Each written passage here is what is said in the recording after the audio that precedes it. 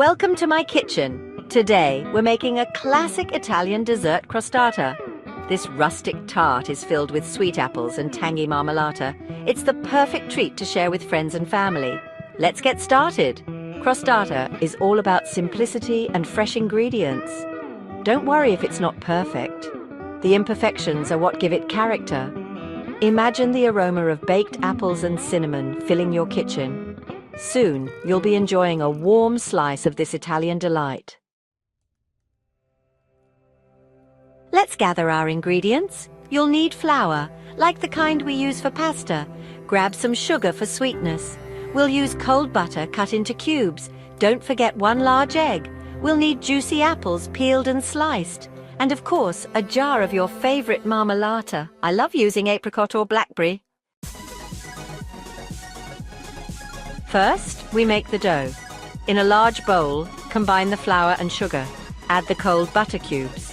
Use your fingers to rub the butter into the flour until it resembles coarse crumbs. Now, add the egg. Mix until the dough comes together. Sprinkle your countertop with flour. Place the dough on top. Roll it out into a large circle. The dough should be thin, but not too thin. Now transfer the dough to a baking pan.